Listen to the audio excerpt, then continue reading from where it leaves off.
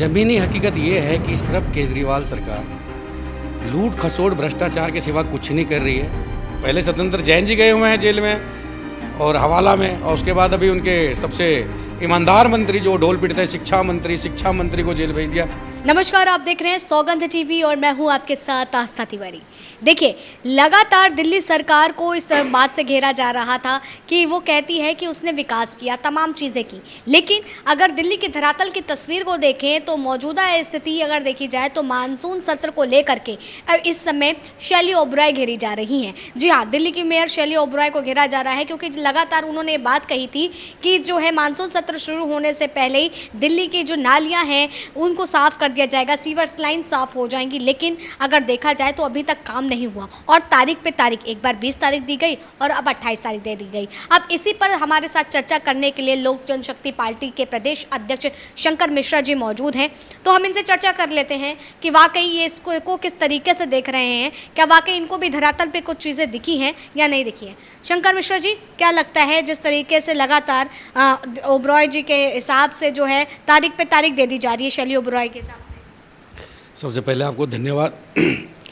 ये ज़मीनी मुद्दा है, गरीबों का मुद्दा है, अभी तक किसी चैनल ने उठाया नहीं है।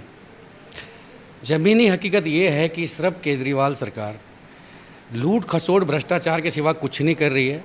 अभी वो कहते हम एमसीडी में नहीं है, जब हम एमसीडी में आएंगे तो कूड़े का ढेर 1 महीने के अंदर नहीं मिलेगा, कहीं कचरा नहीं मिलेगा, नाली साफ़ हो जाएगी, सब कुछ साफ़ हो जाएगा।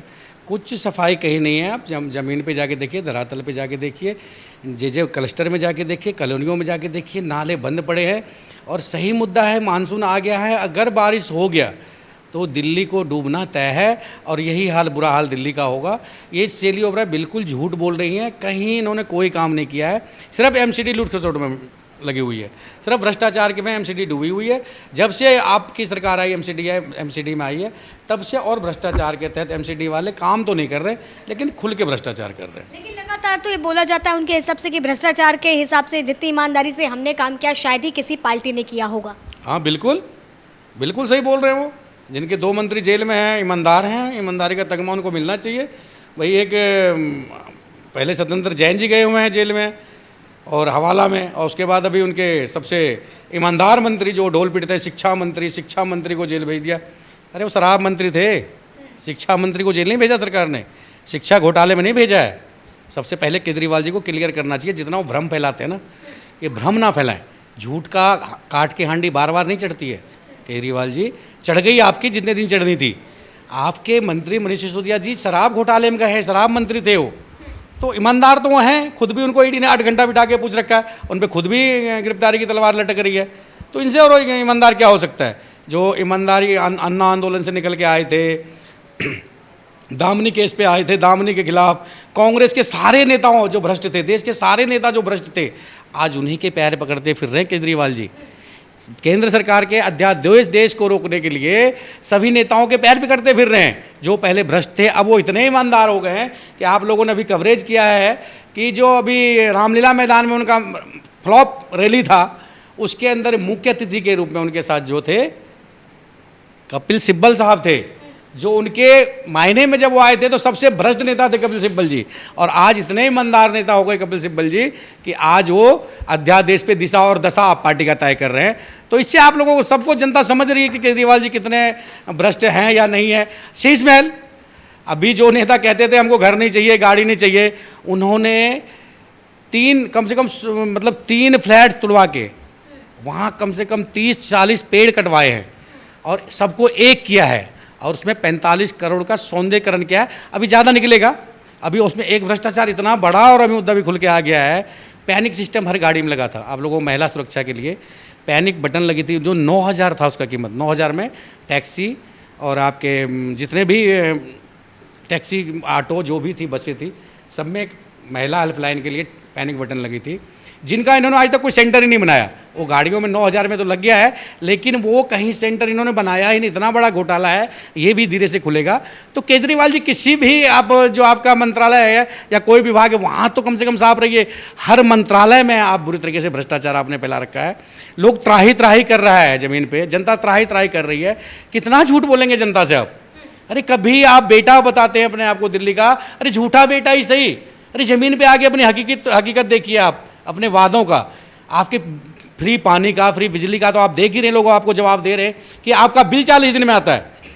जो आप एक महीने में जितना भी लीटर 20,000 लीटर पानी फ्री का वादा किए थे, वो आपका अब 40 दिन में बिल आता है। लोग बता रहे हैं आपको कि इससे ज़्यादा भ्रष्टाचार और क्या हो सकता है।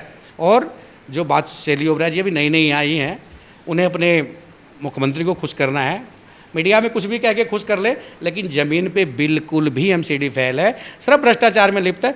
कोई नाले की सफाई नहीं है, किसी बड़े नाले की सफाई नहीं, कहीं से कूड़ा नहीं हटा है, ज्यों का त्यों दिल्ली में पड़ा, बुरा हाल है दिल्ली का। देखिए, आपने भ्रष्टाचार के तमाम आंकड़े बता दिए हमें कि ये यहाँ पर भ्रष्टाचार हुआ है, वो मंत्री जेल में है, तमाम चीज़ें बता दी।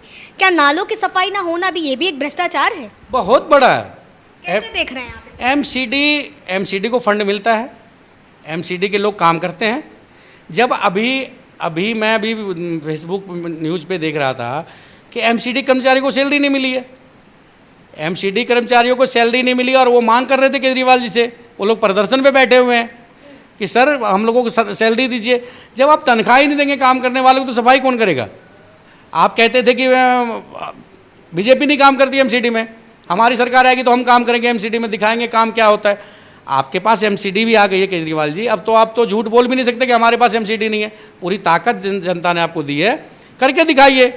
कम से कम अपने कर्मचारियों को तनख्वाह दीजिए, नाली सड़क जो भी नाला बड़ा नाला साफ करवाइए। मानसून आ गया है, ज़्यादा दिन नहीं है, 10 से 15 दिन में दिल्ली में पूरा बारिश शुरू हो जाएगा और देखिएगा दिल्ली की एकदम बुरा हाल हो जाएगा और लोग चलने फिरने के लायक नहीं रहेंगे दिल्ली में। देखिए, हमारे साथ ही शंकर मिश्रा जी थे, जिन्होंने तमाम बातें खोली और उन्होंने ये भी बताने की कोशिश करी है कि अगर देखा जाए तो एमसीडी के जो तमाम मुद्दे हैं, अगर देखा जाए ये नालियों को सफाई ना होना, ये सब भी जो है दिल्ली सरकार का एक भ्रष्टाचार के तर्ज पर ही देखा जा रहा है। फिलहाल तब तक के लिए आप बने रहे सौगंध टीवी पर। कैमरा पर्सन निकेत के साथ आस्था तिवारी। आप देख रहे हैं सौगंध टीवी, सौगंध वतन की।